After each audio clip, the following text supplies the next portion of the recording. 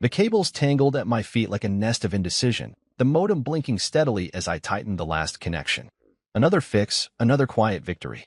I crouched in the corner of our home office, Vivian's awards crowding the walls, her degrees framed and spotlighted, like curated museum pieces. Mine? A dusty shelf held my prototype router and the faded sketchbook where Signal Core began. No fanfare. No accolades. Just me and my belief in what I built. Vivian used to say I had vision, but it was the kind of compliment you give a child with finger paint. Safe, distant, and utterly without faith. She never said it in front of her friends. Never in public. Out there, she held me like a handbag, something functional, acceptable, but never worth discussing at length. I'd grown used to it. Not numb, but practiced. Her father, Franklin, had never hidden his disdain. He wore it like his cufflinks, polished, deliberate. Quinn, you're wasting your life on that. Experiment, he'd say, like Signal Core was a childish science project, not a network optimization tool quietly powering 4 major e-commerce platforms. I didn't correct him. I learned early that explaining value to someone invested in your failure was an exercise in futility. Vivian adored him. Her world orbited his approval. And she worked damn hard to earn it. Ivy League graduate, finance awards, features and tech executives to watch. And every single time she was praised, I clapped the loudest. Because I loved her. Even when she smirked at dinner parties after I shared a development breakthrough, calling it cute, I swallowed the bitterness. I told myself it was just her way of coping with pressure. Even when she introduced me as the guy with all the ideas but none of the luck, I let it slide. Because I believed in us. And more importantly, I believed in what I was building. Signal Core wasn't just another hopeful app or gimmick. It was a silent backbone, an invisible accelerator hiding beneath bloated systems and inefficient code. I designed it to be the skeleton no one saw, but everyone relied on. I modeled it after myself, in a way quiet, essential, overlooked. Most nights, while Vivian reviewed acquisition deals or prepared pitch decks in her curated glass office, I worked in the garage. My hands cramping from the soldering iron, my eyes blurring after hours of testing compression ratios and latency thresholds. My version of romance was debugging during thunderstorm surges so our beta clients wouldn't drop signal in a power flicker. I didn't expect applause, but I hoped for respect. We used to talk more. Back when she still wore flannel to bed and stole fries from my plate. Before the heels got higher, and the titles grew longer, and our marriage became a branding exercise. I remember one night, she stood in the kitchen, hair tied back, holding a wine glass she hadn't sipped. "You could be huge, you know," she said, quietly, "if you just had a real business partner. Someone to polish the edges." I laughed then, more amused than hurt. "You mean someone who wears better suits and doesn't have solder burns?" She smiled, but didn't deny it. That was months ago. Lately, her compliments had turned into calculations. How scalable is it? What's the burn rate? What's the long-term exit strategy? As if I were a pitch deck she was forced to skim. I answered, not to impress her, but to remind myself I had answers. And yet, even with the silence, even with the quiet dismissals, I held on. Because love, real love, isn't loud. It's not flashbulbs or Instagram-worthy moments. It's staying. Believing, pouring coffee at 2 a.m. because she has a call with Singapore, or rewiring the breaker because she tripped it running 6 monitors at once.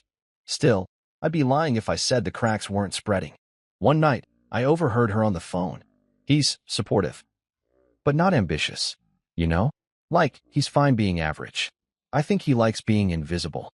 Her voice was hushed, but not enough. I sat in the dark hallway, gripping a box of Ethernet cables, staring at the closed door. Invisible. The word burned more than I wanted to admit. I didn't confront her. What was there to say? She wasn't wrong. I had been invisible. I let her cast the light, thinking it was love, thinking that my silence was strength. But in that moment, something inside me shifted. I looked at Signal Core's server logs that night with new eyes. The metrics weren't average. We'd cut data delivery lag by 28% across 3 test markets.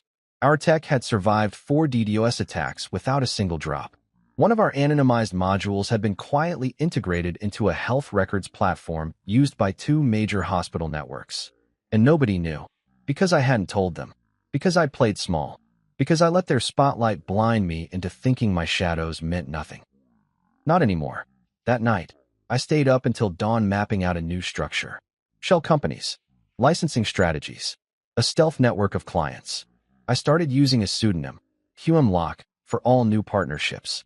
The name sounded like someone who didn't wait to be introduced. And for the first time in a long time, I didn't care if Vivian noticed. Because whether she saw me or not, I had decided to be undeniable. And shadows, after all, only exist when something's standing in the light. The valet barely acknowledged me when I pulled up in the black Honda Civic. I caught the brief flick of his eyes toward the Bentley in front of me, then back to me like I was a mistake in the parking lot. I handed over the keys anyway, straightened my tie, her favorite blue one, and walked toward the Stratmont rooftop, where the party lights pulsed against the skyline like a heartbeat made of glass and steel. It was Vivian's big night. Senior partner, tech acquisition lead. A title so heavy with prestige it practically bent gravity. I should have felt proud. I should have felt included. Instead, I moved through that rooftop like a ghost walking through a world that didn't see him anymore. The air smelled like money, imported champagne, dry-aged sliders, perfume brands I couldn't pronounce. Her firm had spared no expense. Gold-rimmed flutes, live string quartet, rooftop heaters glowing like little artificial suns. It was the kind of party meant to whisper, "You've arrived," into every camera lens. I adjusted my sleeves, took a breath, and walked in. She saw me across the space but didn't come. She smiled that small, camera-ready smile and gave me a nod, polite, distant, like I was the barista who remembered her order but nothing more. I tried to tell myself it was because she was working the room, strategizing, networking. But then the introductions began. Vivian floated from circle to circle, her voice charming and confident. "This is Javier from London. He manages our AI analytics team." A kiss on the cheek. "This is Priya, our wizard in fintech deals." A gentle hand on the arm. "Oh, and this," she turned slightly, the way she always did before the lie, "this is, well, you must already know Nathan. He's the one who brought us that German cyber defense acquisition." Laughter. Applause. I wasn't introduced. Not once. Even when I stood directly beside her as she greeted an incoming executive from Zurich. "This is my," she paused, barely glancing at me before redirecting, "Sorry, give me 1 second. I just need to check on the bar setup." She brushed past me like wind. I watched her gold heels disappear behind a waiter balancing a tray of shrimp ceviche. I moved to the edge of the rooftop, letting my fingers wrap around a glass of something expensive and tasteless. From that vantage point, I could see the whole city, its glittering chaos, its indifferent sprawl. I used to dream of moments like this. A room full of polished people, clinking glasses over shared ambition, nodding at me like I belonged. But in this crowd, I was invisible. I checked my phone. No messages. I opened the Signal Core dashboard out of habit. Live systems looked good. Ping rates optimal. 2 new requests had come in through Trintle's systems, our anonymous defense front. I closed it.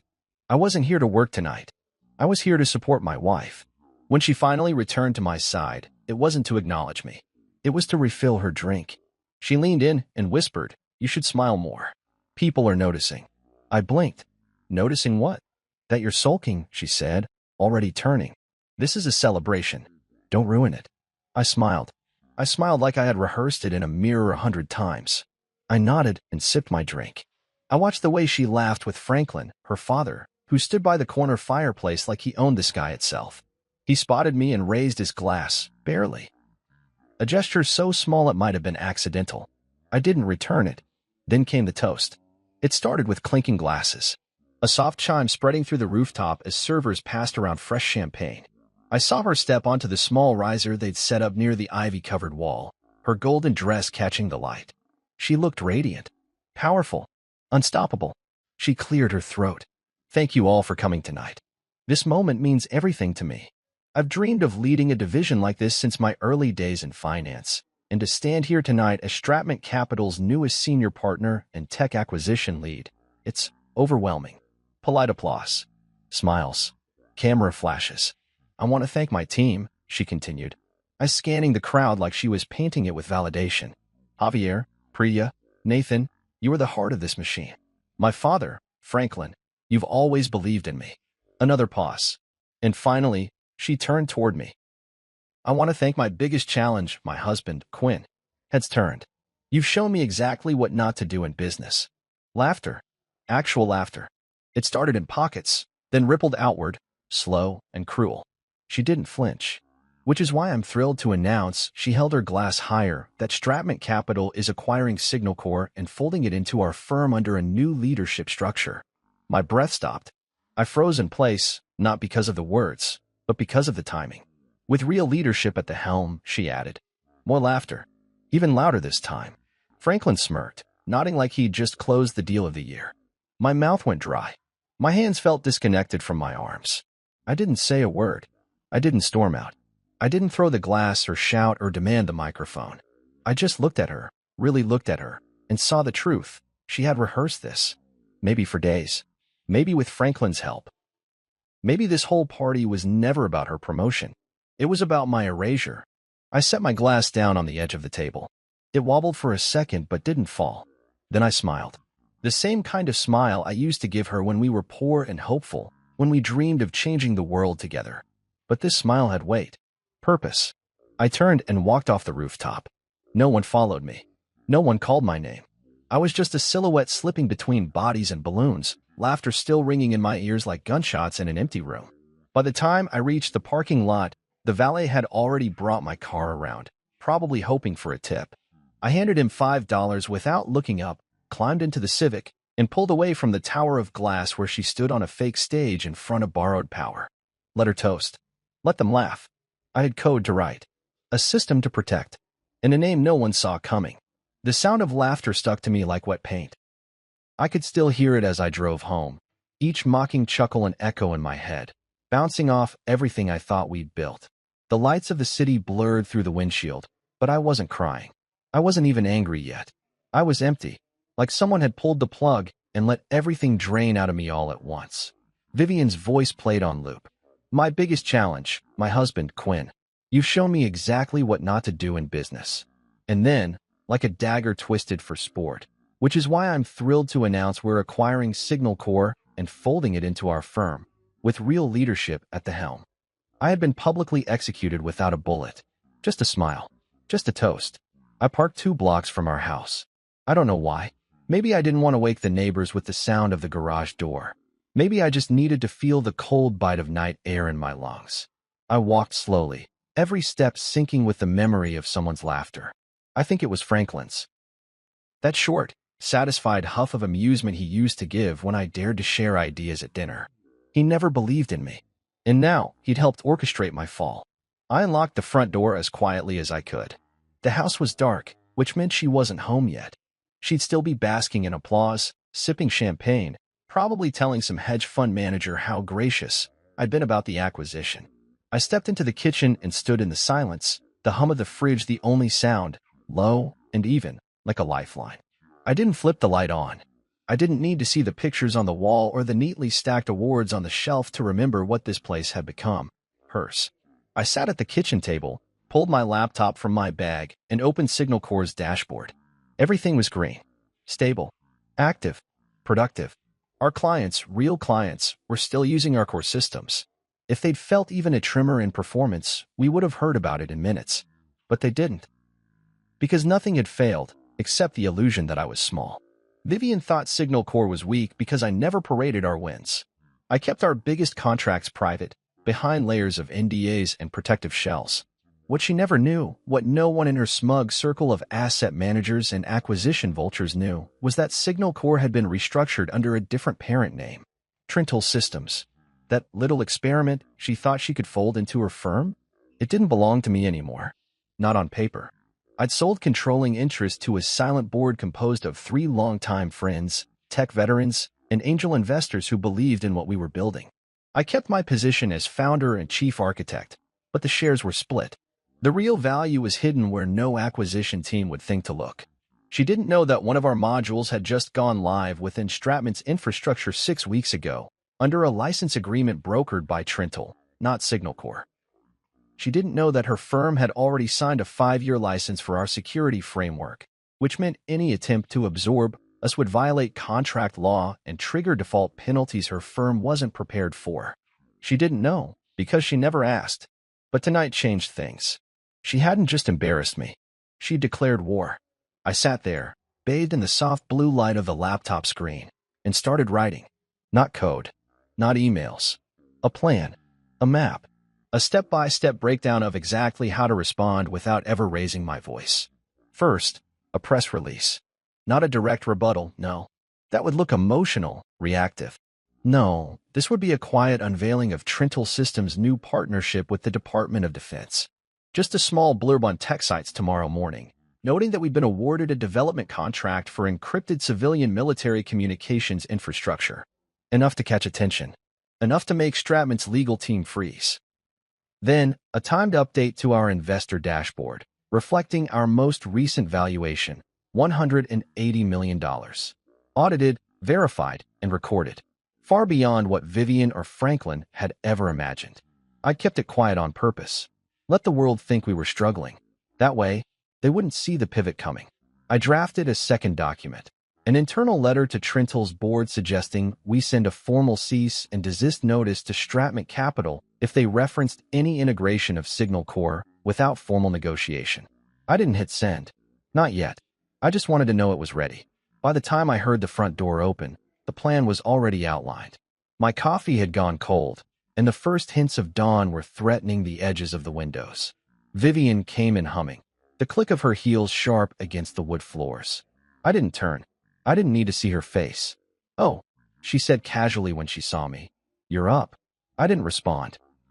She walked to the fridge, pulled out a bottle of water, and leaned against the counter like nothing had happened. "It was a good night," she said. "Everyone loved the toast." "Everyone except the person it was about," I said quietly. She sipped. "Oh, come on. You know how these things go. It's just optics." I turned to face her then. Slowly, calmly. "You called me a liability." She rolled her eyes. "It was a joke. Lighten up.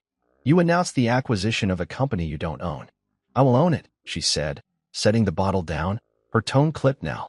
"Our team already filed the paperwork. Stratman will handle everything. You'll get paid." "I don't need your buyout," I said. "Signal Core isn't for sale." She laughed.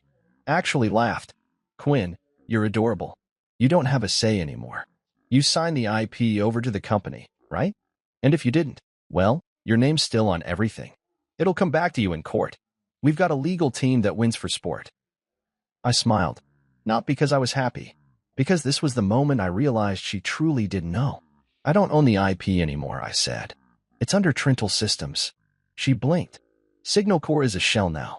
The real product, the modules, the platform, the architecture, it's housed elsewhere. And it's protected." Her smile faltered. "And as of tomorrow, Trintel will be publicly announcing our defense contract. So if Stratman even breathes the word acquisition again, you'll be hit with national security violations and contract breaches. Your firm's lawyers will be too busy explaining themselves to the Pentagon to worry about me." She stared at me, and for the first time in months, maybe years, I saw something crack. Not fury, not arrogance. Fear. "You're bluffing." I stood, picked up my laptop, walked past her. "You called me a dropout. A joke. You used my name as a punchline in your big moment. But what you didn't realize," I said as I stopped at the stairs, "is that while you were celebrating your climb, I was building the mountain beneath you." I didn't wait for her reply. I went upstairs and closed the door behind me. She'd thrown the first stone thinking I wouldn't throw back. She was wrong. The house was silent by the time I returned to my desk. The faint creak of floorboards above me told me Vivian had finally gone to bed, probably after downing 2 glasses of wine and staring at the wall. She didn't try to stop me when I walked away earlier. Didn't follow. And that silence? It was a new kind of victory. Not loud, not explosive. Just quiet confirmation that I'd finally stepped out of her spotlight and into my own. I didn't sleep that night. Not because I was angry, though I was, but because I had too much to do. When your enemy believes they've already won, that's the best time to finalize your endgame. And I had no intention of letting her strike twice. I opened 3 windows on my screen: Signal Core's backend, Trintel's legal directory, and the secure message portal we used with the Department of Defense. Every keystroke was deliberate, each tab a piece of armor being SEC.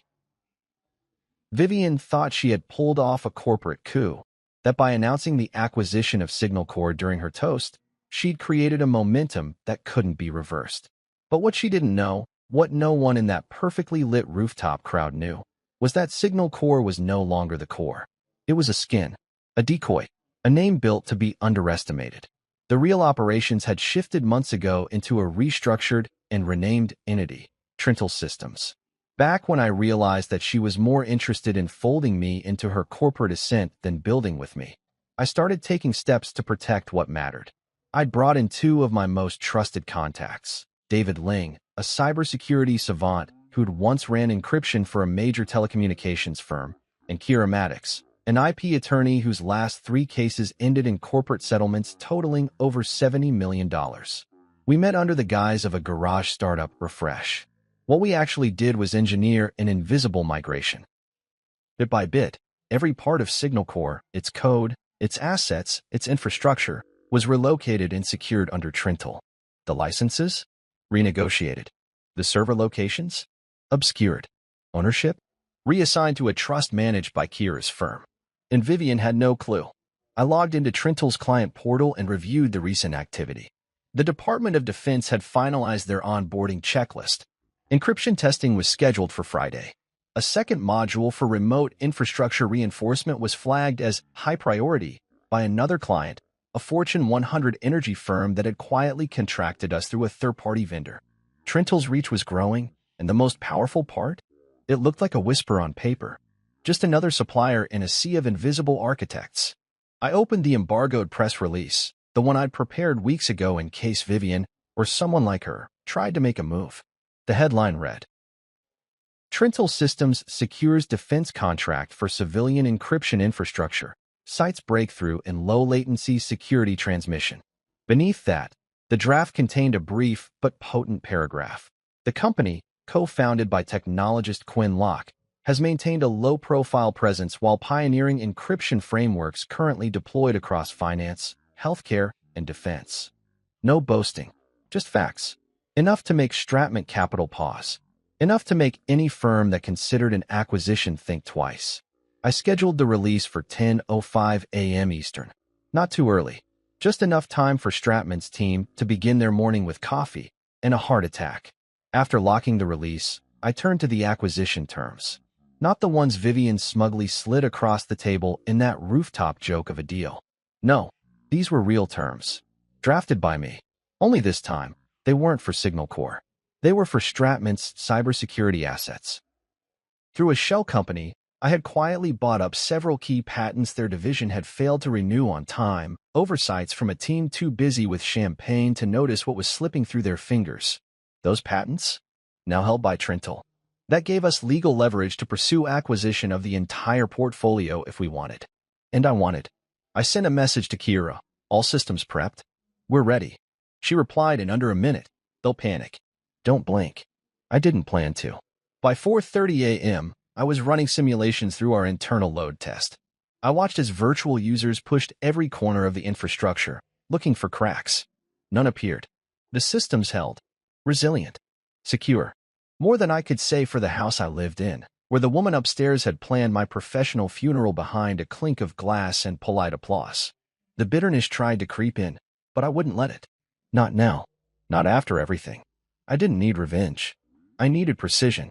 Control. The kind of control that only comes when you stop trying to explain yourself and start letting your results do the talking. I stood, stretched, and walked to the kitchen. I brewed a fresh pot of coffee Vivian liked her strong, with almond milk. I took it black. Always had. I set her mug down on the counter just as I heard her footsteps on the stairs. She came down in her silk robe, moving like nothing had happened. Her face was composed, calm, like she convinced herself that last night was just branding strategy, not betrayal. She looked at the mug, then at me. You didn't sleep. No, I replied, sipping my coffee. Had some things to take care of. She eyed me cautiously, sensing something off but not able to place it yet. I figured we'd talk this morning. About the merger. There won't be a merger, I said plainly. Her smile tightened. Quinn, be reasonable. Reason left the room the second you used me as a punchline, I said, walking past her. You wanted the world to laugh at me. You didn't think I'd already prepared a statement of my own. She turned to follow me, her eyes flashing. What are you talking about? I pulled up the scheduled release on my phone, tilted it toward her. This goes live in 5 hours. Trintel Systems. Defense contract. Public exposure. The whole world will see what you tried to absorb without understanding. She read the headline, then again slower. Her face shifted. Anger, confusion, then dawning realization. Trintle is yours? Trintle is mine, I said. And so is everything that powers your division. Without my license renewals, Stratman can't legally deploy half the tools it uses in client networks. Her mouth parted, but no sound came. I told you once, I continued, voice low and steady, that you can't build empires on people you don't respect. You didn't listen. You built yours on the idea that I was forgettable, that I wouldn't fight back. She gripped the counter. You're going to ruin me. No, I said. You ruined yourself. I just stopped protecting the lie. The clock on the wall ticked past 5:12 a.m. The sky outside began to pale at the edges. A new day forming. A different one. One where I wasn't the man behind the scenes anymore. One where I no longer watched her from the shadows, waiting for a scrap of recognition. I walked back to my desk and closed my laptop. My work was done for now. Upstairs, she was still standing by the coffee, silent, finally seeing the difference between the man she mocked and the man she underestimated. And while she slept off the last of her delusion, I had already built the firewall that would keep her world out of mine forever. The next morning began like a performance. At precisely 9:01 a.m., the glass doors of the private office suite slid open with a hiss, and Vivian walked in as if she'd rehearsed the entrance. The heels, those red-bottom ones she wore for big deals, clicked sharply against the marble floor. Her charcoal gray deal dress hugged her frame in all the right ways, and her eyes sparkled with the sheen of confidence that came from believing the world still bent in her favor. Behind her was Franklin, postured like a war general inspecting enemy territory, flanked by two attorneys I recognized from Stratman's litigation department. None of them smiled. "Morning," she said sweetly, sliding a crisp, leather-bound folder across the conference table. "You're going to love this deal, Quinn. I promise." I didn't reach for the folder. Instead, I tapped a key on my laptop, bringing the large wall monitor to life. The screen lit up with my desktop, orderly, deliberate, waiting. I looked up at her, and then at Franklin, who gave me a nod that was more dismissal than greeting. They thought I was cornered. They thought this was just a formality. They'd show up, serve me their acquisition proposal, and walk out with my life's work. And maybe even my signature on a severance agreement if they were generous. I could practically feel the smugness radiating off them. Vivian leaned forward, like she was about to sell me a dream. The terms are generous. Full absorption of Signal Corps into Stratman's tech division. You'll walk away with a cash payout, vested equity, and a year of advisory consultation. Think of it like getting paid to do less. Franklin added, "You're lucky we're offering anything after what you pulled with that press release." Spooked a few board members. I tilted my head. It wasn't meant to spook. It was meant to inform. Franklin snorted. "Don't play coy. That announcement was calculated. You blindsided us." "No," I said, finally sitting back. I protected what was mine. Vivian's eyes narrowed, just slightly. I could tell she hadn't expected calm from me. Rage, maybe. Defensiveness. But not this. I nodded at the monitor. "Let me show you something." Slide 1. Signal Corps' current valuation. $180 million. Verified by 2 independent audits and supported by recent infrastructure license sales. I watched Franklin's brow tighten. Slide 2. The client list. Not names, of course, we protect those. But the logos of their parent companies told the story. 3 Fortune 100s, 2 in Europe, 1 stateside. I let them read. Let the silence stretch. Then slide 3. The Trental Defense contract, signed, sealed, classified. But the contract ID and the government seal were visible, enough to show I wasn't bluffing. I turned the laptop slightly, revealing a browser tab open to Stratman's internal infrastructure audit log. "Your firm's been using our architecture for nearly 10 months, I said. Encrypted packet acceleration, firewall load balancing, and predictive routing. You signed the license through a third-party vendor. Our tech already runs behind your systems." Vivian's mouth parted, just slightly. Franklin leaned forward. "You're bluffing." I clicked a file. An email chain from Stratman's internal IT director confirming the integration last November. Am I? He stared at the screen like he was reading the terms of his own defeat. "See," I continued, "Signal Corps wasn't failing. It was hiding. And you just tried to buy something that your firm is already renting at a premium." One of the lawyers finally spoke. "Even if that's true, it doesn't protect you from strategic acquisition. You're still vulnerable under standard merger clauses." "I'm not merging," I interrupted, voice calm. I'm not for sale. But your division might be. Vivian laughed. A short, breathless laugh that didn't reach her eyes. Excuse me. Slide 4 appeared, Trintle's acquisition proposal. Not for Stratman itself, but for its cybersecurity portfolio. The language was sharp, and the numbers were precise. Your firm lost 3 patents last quarter. We acquired them. We own the rights to Stratman's compression cipher algorithm, the idle data diagnostic protocol, and the failure redundancy matrix you're still marketing as proprietary. We sent a courtesy notice this morning. Your legal team will get it in an hour. Franklin sat back, stunned. The lawyers looked at each other, visibly uncomfortable now. Vivian's face changed. That practiced mask began to crack, and for a split second, I saw her reach for the old strategy, charm. Quinn, she said, softening her voice. This doesn't have to be ugly. We're partners. We can find a middle ground here. I smiled faintly. I'm sure we could have. Before the rooftop stunt. She flinched, the memory like a slap. This isn't revenge, Vivian, I said. This is correction. You made me the lesson. Now you're living it. Franklin stood up, jaw clenched. This is war, Quinn. No, I replied, calmly rising to my feet. This is business. You're just not used to losing. He stormed out. One lawyer followed. The other stayed behind for a second too long, probably weighing job security versus ethics, then turned and left as well. Vivian stood, but slowly. Her fingers touched the edge of the table like it was the only solid thing left in the room. You played me, she whispered. No, I said, gathering my laptop. You ignored me. There's a difference. She took one last breath, trying to summon her composure. But it didn't come. She walked out without another word. And I stood there, the only sound in the room the gentle hum of the monitor still displaying my final slide. Some threats aren't visible until it's too late. The room felt like a held breath as I advanced the next slide. It glowed across the screen in stark contrast to the mahogany-paneled walls and chrome accents of the boardroom, casting pale light across the confused and increasingly pale faces staring back at me. There were 7 of them now.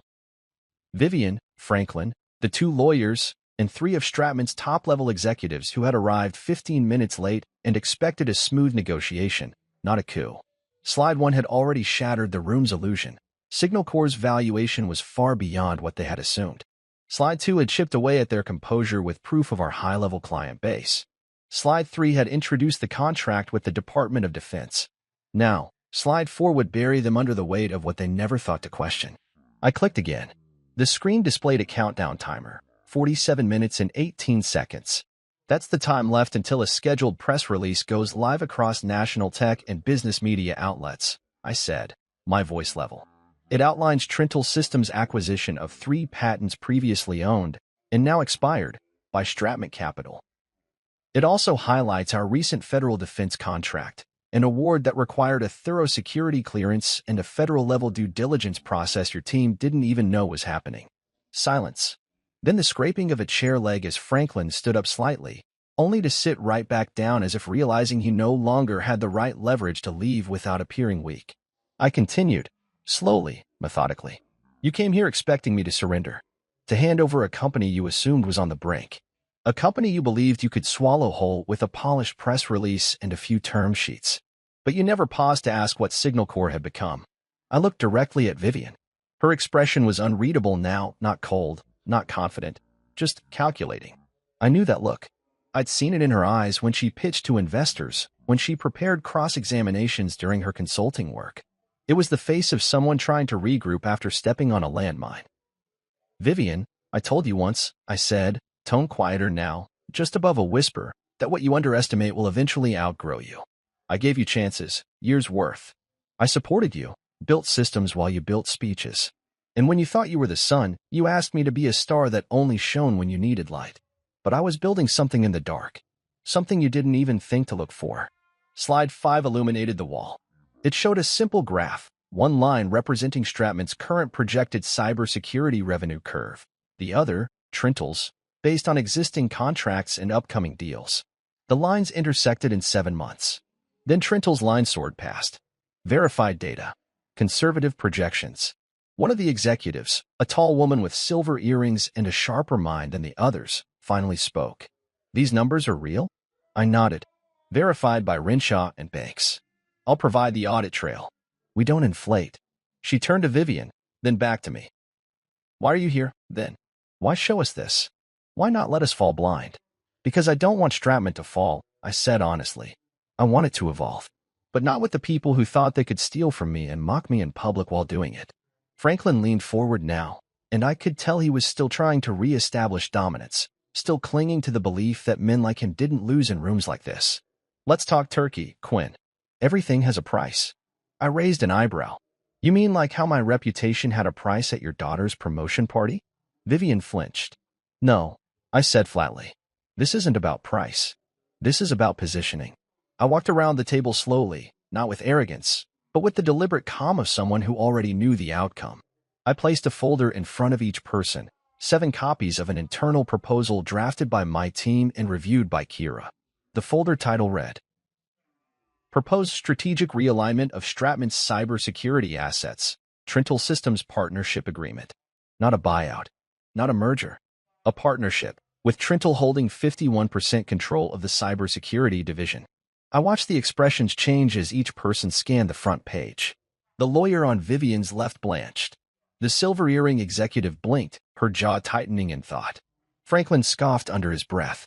Vivian didn't react at all. She stared at me, but I saw her hand tighten around her pen. You'll maintain face, I said, voice steady. Stratman won't collapse.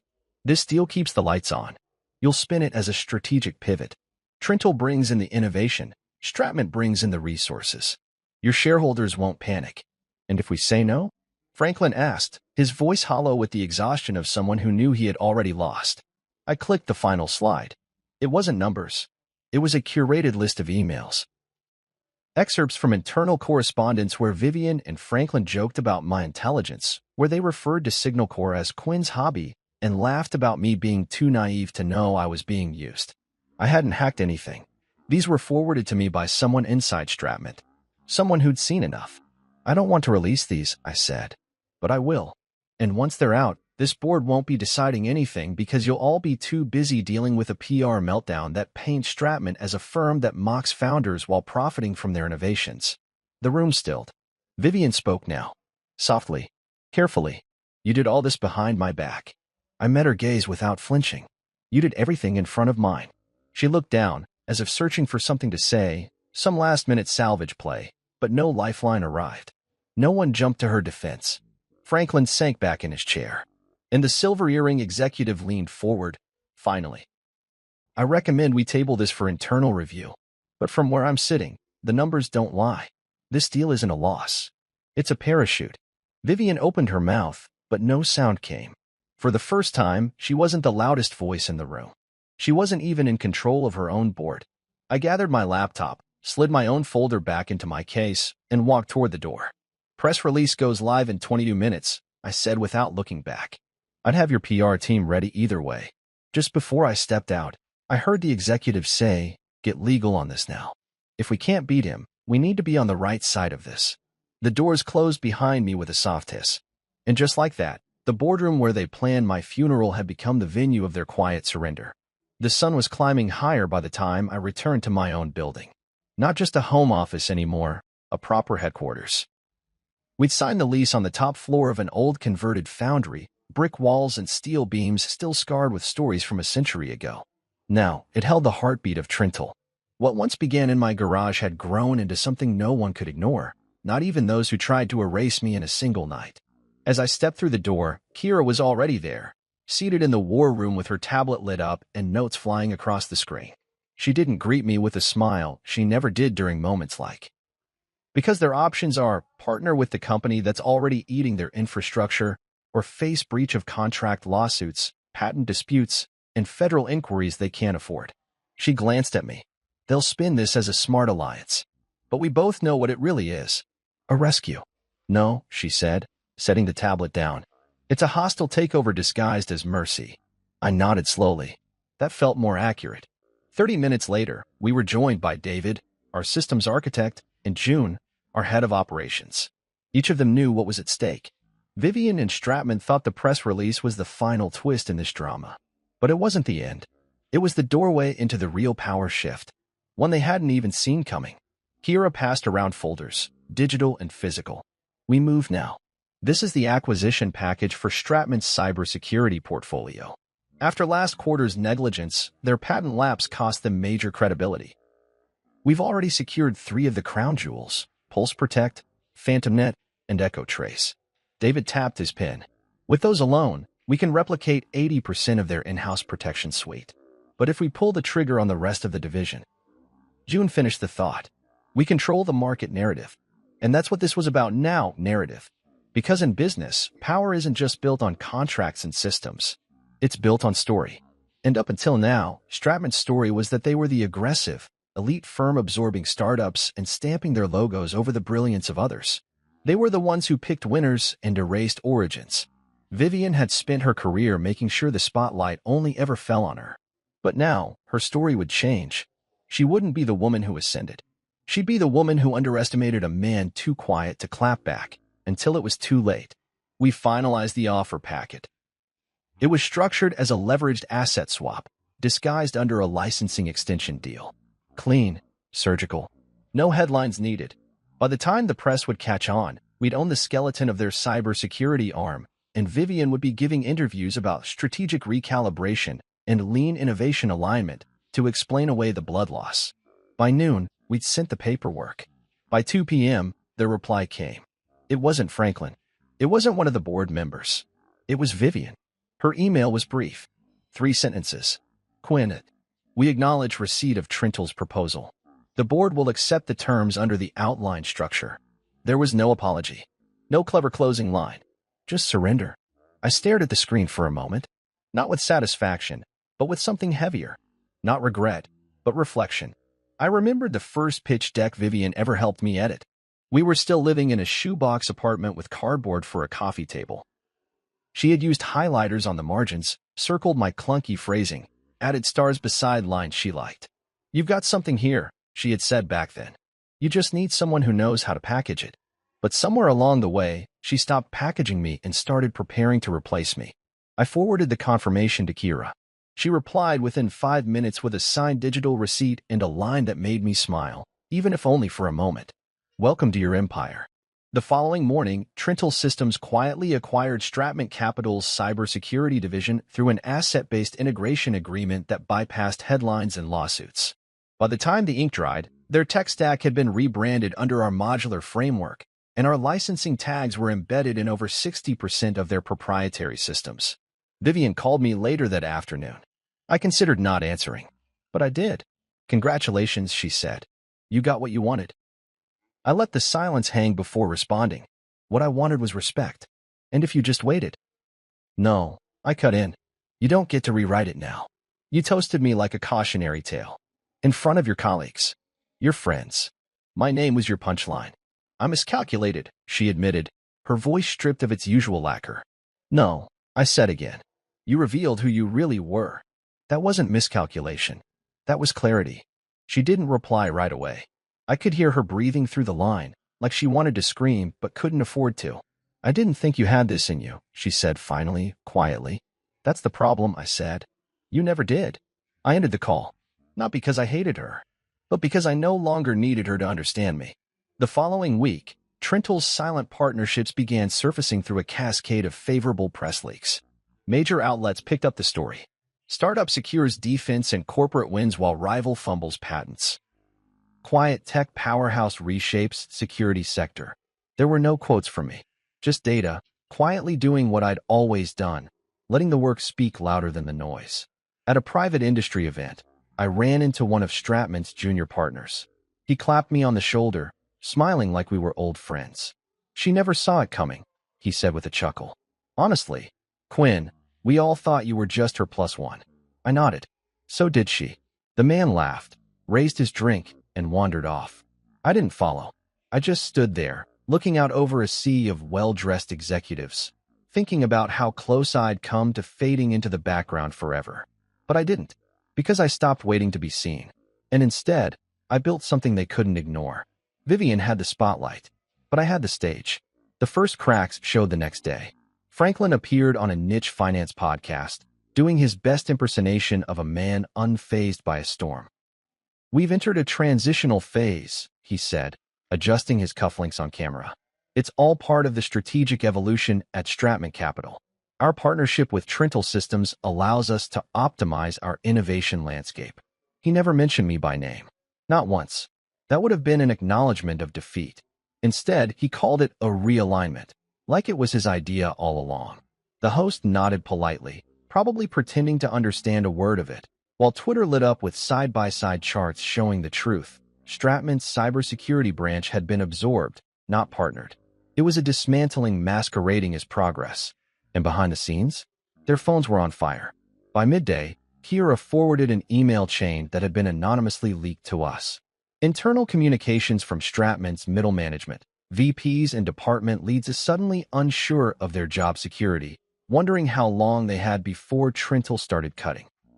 One thread from a project manager simply read, "I thought we were the predators." But the biggest surprise came from Vivian. She didn't show up to the Monday morning debrief her team had scheduled with ours. Instead, she sent a resignation letter. 3 lines long. No excuses. No pleas. Just a formal stepping down, effective immediately, with a standard severance clause request that Kira immediately flagged as denied pending internal ethics review. I read the letter 3 times. This wasn't Vivian's style. She wasn't a runner. She was a strategist, a chess player. If she was walking away from her crown jewel, it meant something deeper had broken. I didn't reply. That same afternoon, Franklin requested a one-on-one meeting. Kira and David offered to join, but I declined. This one I wanted to do alone. Not for ego, for clarity. We met at a neutral location, a corporate club where I once wasn't allowed past the reception desk without Vivian vouching for me. This time, the host greeted me by name. Mr. Locke. Right this way. Franklin was already seated in a private room with dark paneling and quiet lighting, sipping a scotch that looked untouched. His posture was still straight, still practiced, but his eyes had lost their spark. He nodded when I entered. Not out of respect, out of resignation. "Thanks for coming," he said. "I assume this isn't a social call." He smiled faintly. "It never is in this business." I took my seat across from him, folded my hands on the table. Said nothing. He cleared his throat. "You embarrassed us." "No," I replied. "You embarrassed yourselves. I just stopped covering for it." He nodded slowly, acknowledging the hit. "Vivian was wrong. About the toast. About you." She let her pride get ahead of her judgment. I didn't see it at the time, but Stop, I said, holding up a hand. "Don't rewrite history now. You saw it. You encouraged it. You clinked your glass." He didn't argue. Just looked down at his drink, swirling it once before setting it aside. "She's leaving the city," he said. "Moving to Chicago. Her brother's firm made an offer. Different sector. She's going to pivot away from tech." It hit me in a way I didn't expect. Not pain, not satisfaction, just finality. She was running because the room she once controlled no longer answered to her. Because her last move in a game she thought she'd won ended with her queen off the board. "She'll be fine," he added. "I'm sure she will," I said. "She always lands on her feet." He leaned forward now, his voice lower, more deliberate. "I came here to ask you something. Not as an opponent. As a father." I tilted my head. "Careful. That's a role you've never played with me." He didn't flinch. "Let her leave with dignity. Don't release the emails." I studied him for a moment. This was the same man who once told Vivian to aim higher when I brought her flowers for finishing her first client pitch. The same man who introduced me as the Wi-Fi guy at a holiday party full of investors. And now he sat across from me, asking for something he never offered me. Mercy. "They're already archived," I said. "Not released. I don't need them anymore." His eyes flicked up, surprised. "Why?" "Because I've already won," I said. "And I'm not interested in scorched earth. I'm interested in building something that lasts." He leaned back slowly. For the first time, I saw respect, not affection, not warmth, but something close to acknowledgement. "You're not the man I thought you were." "No," I said, standing. "I'm better." I left him there with his untouched scotch and an ego too bruised to salvage. Outside, the winter wind cut across my face, sharp but invigorating. I didn't feel heavy anymore. The weight of their doubt, their ridicule, the night spent wondering if love could survive dismissal, all of it was gone. Back at Trintle, our team was already preparing for the next chapter. We had more contracts lined up, more hires planned. The silence from Stratman meant they were bleeding, but they weren't stupid. They wouldn't challenge us again. The market had shifted. We weren't the garage experiment anymore. 2 weeks passed before I saw Vivian again. It wasn't in a boardroom or across a courtroom. It was in the most unexpected place, the airport. I was waiting in line at a coffee kiosk in Terminal C, heading to a leadership summit in DC to speak on a panel about innovation under adversity. She stood 2 spots ahead of me, her hair shorter now, wearing a simple blazer and flats. She looked smaller somehow, not in stature, but in energy. She turned and saw me. Her mouth opened slightly, then closed. I gave her a nod. Nothing more. She stepped aside and waited until I had my drink. "I heard you're speaking at the summit," she said quietly. I raised an eyebrow. "I am. You'll do well." "Thank you." There was a pause. "I was wrong about you," she said. "You were wrong to me," I corrected gently. "There's a difference." She nodded. "I've started therapy." I didn't respond. She added, "I'm sorry. Not for losing. For what I did to you. How I made you feel." It was the first real apology she'd ever given me. I sipped my coffee. "I hope Chicago treats you well." She smiled faintly. "Take care, Quinn." And just like that, she walked away. No breakdown. No grand scene. Just a woman who lost the spotlight and finally saw what had been in the shadows all along. Back at the summit, I stood in front of a room filled with executives, founders, analysts. They expected case studies, graphs, numbers. But I started with a single sentence. "My name is Quinn Locke, and the only thing more powerful than being underestimated is knowing exactly when to stop asking for permission." The room was silent. Then it erupted in applause. And in that moment, I knew. This wasn't revenge. It was rebirth. 2 weeks later, an envelope arrived. Heavy cream cardstock with an embossed navy crest and my name. Not just printed, but written by hand. In careful calligraphy, Mr. Quinn Locke. There was no return address on the front, but I already knew where it came from. Stratman Capital, the company that once tried to bury me with a smile, now wanted me to stand at their podium. Inside the envelope was a formal invitation. "You are cordially invited to speak at the Stratman Capital Leadership Summit on recognizing overlooked innovation." I reread the line twice, letting the irony settle in. Stratman, the firm that mocked my work, tried to consume it, then surrendered to it, now wanted me to serve as a symbol of innovation they'd championed. No acknowledgement of the war we'd fought. No mention of Vivian. Just a carefully designed rebranding of reality. Kira laughed when I showed it to her. "They really think this makes them look progressive," she said. "Like they weren't on the wrong side of the story a month ago." "They want a redemption arc," I said. "And they think I'll write it for them." She leaned forward. "Are you going?" "Absolutely." She blinked. "Seriously?" I nodded. "Not for them. For the ones watching who've been underestimated. For the founders no one clapped for. For the men and women who were told they were wasting time chasing something no one else understood." She grinned. "Then let's write a new kind of keynote." The summit was held at the Helix Grand Hotel, the same venue where Stratman used to throw its summer galas. I remember being there once, years ago, standing awkwardly in a rented suit while Vivian introduced me to colleagues with lines like, "He's working on something in tech, very underground." This time, I entered through the speaker's entrance. No name tag. No wait. My assistant had sent my bio ahead, along with my media kit. I was ushered to the green room, where soft leather chairs and bottled water awaited. A far cry from the folding chair by the bar they'd offered me before. The room filled quickly with executives and analysts. The air buzzed with chatter, but not the performative kind I remembered. This wasn't a celebration. It was a showcase. A chance to identify power before it passed them by. And I was no longer invisible.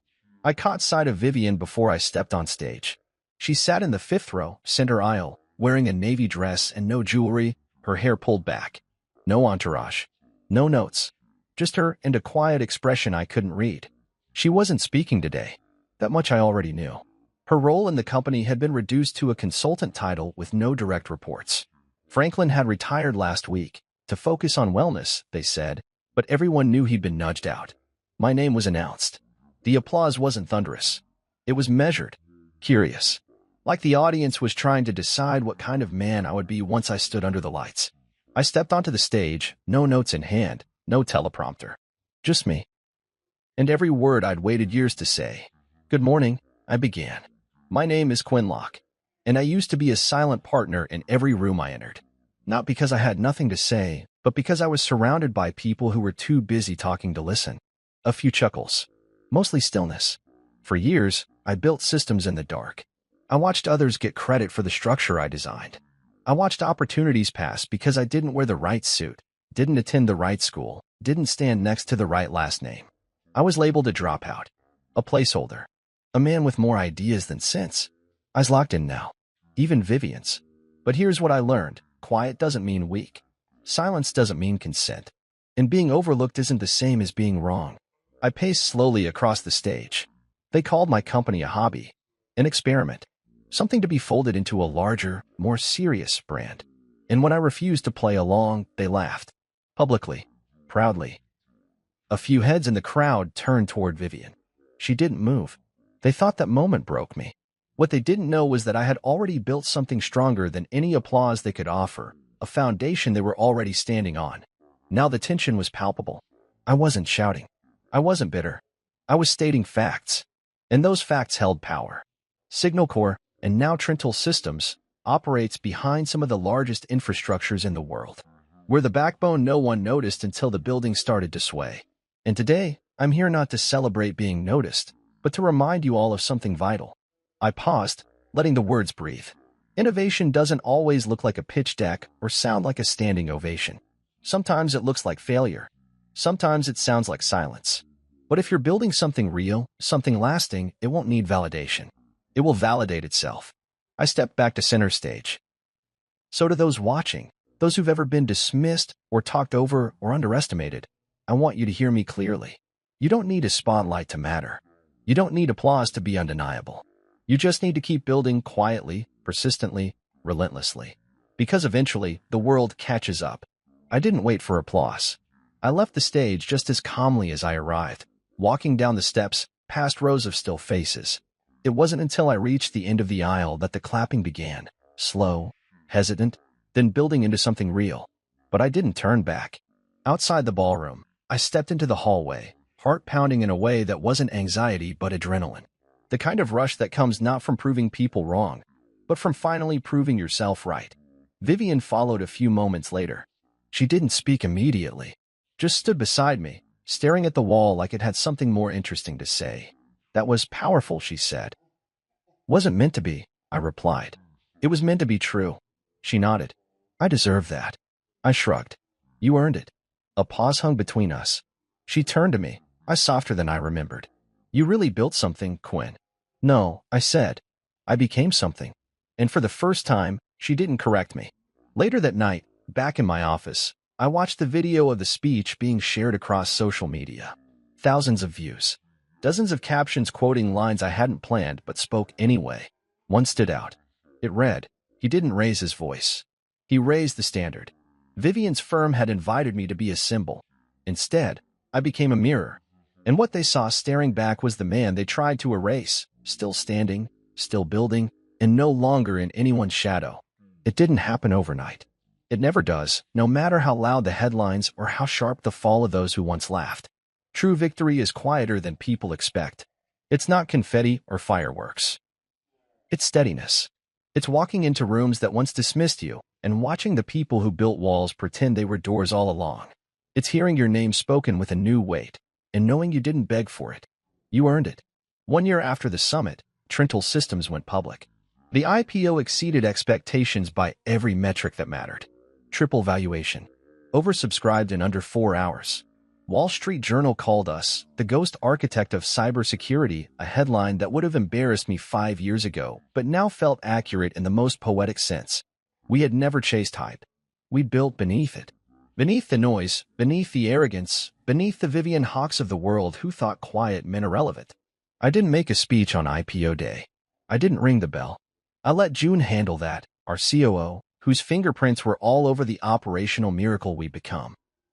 She stood on the balcony in a simple black suit, smiled for the cameras, and said, "We're just getting started." And she meant it. Trental wasn't about one man anymore. It was a machine powered by people who had once been overlooked, now leading departments that rewrote industry benchmarks. Vivian? She kept her promise and moved to Chicago. She joined a real estate tech firm, something softer, safer, a quieter stage. Occasionally her name popped up in digital features about pivoting in leadership, and once I even saw her listed as a guest panelist at a small entrepreneurship forum. I didn't watch the video, but someone on my team told me she spoke with more humility than they remembered. Maybe that was growth. Maybe it was just bruising from a fall she hadn't seen coming. Either way, I no longer kept tabs. I didn't need to. She was in the rearview now, blurry and distant. Franklin retired completely. No podcasts. No op-eds. Just vanished into whatever gated community would have him. I imagined he still swirled whiskey and told stories that conveniently left my name out. That was fine. I didn't need space in his version of events. I had already reclaimed my own. The house Vivian and I once shared sold to a young couple expecting twins.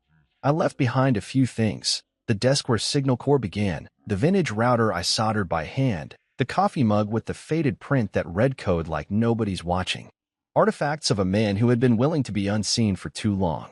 I bought a loft overlooking the harbor. Minimalist. Quiet. Peaceful in a way success doesn't usually allow, but I'd earned the right to make noise when I wanted and to choose silence when I didn't. I spent my mornings walking to the office, rain or shine. No drivers. No entourage. Just earbuds and black coffee, thinking about architecture, not just code, but human architecture. The people who stayed. The ones who left. The fragile scaffolding of trust, loyalty, vision. Every founder thinks they'll be judged by what they build. They forget they're just as much judged by who they let build it with them. I brought on 2 interns that year, both from non-traditional backgrounds. One had dropped out of college after her scholarship was pulled.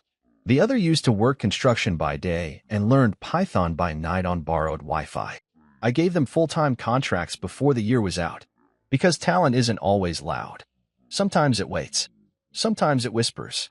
And I had learned to listen for whispers. At a leadership dinner one fall evening, an older executive leaned across the table and said, "Quinn, you know you could write a book. Make millions more telling your story." I smiled politely. "I'd rather live a better one." He laughed, thinking it was modesty. But I meant every word.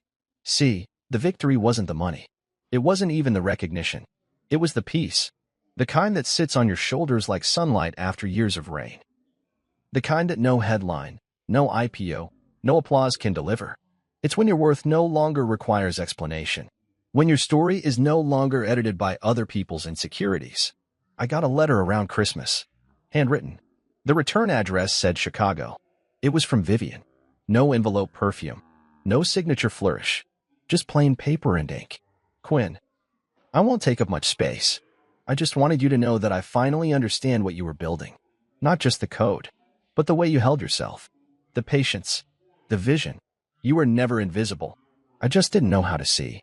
I hope this chapter of your life is kinder than the ones I helped write. V."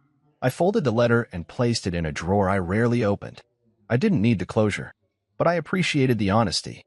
Maybe people don't change completely, but some learn how to carry their damage without cutting others with it. That was enough. One night in late spring, I stood by the office window while the city hummed below. Kira came in with a bottle of wine and a tired smile. "You know," she said, handing me a glass, "a year ago today, we were just hoping Stratman wouldn't sue us into oblivion. And now?" I asked. "Now they forward our white papers to clients like they wrote them." We clinked glasses. As we sipped, she added, "You ever think about what would have happened if you'd signed that deal? Let them fold Signal Core in like they planned?" I nodded. "Sometimes. And I wouldn't have been me anymore." That was the truth of it. Signing that deal wouldn't have just cost me my company. It would have erased the part of me that believed in slow building things. In letting work speak when words failed. In not needing the room to clap as long as the structure held. That was the core of who I was.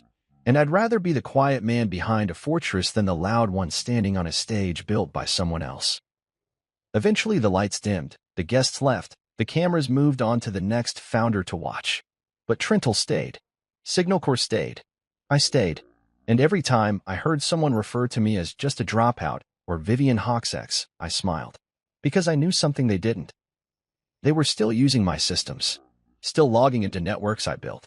Still protected by code I wrote in a garage while they drank champagne and laughed.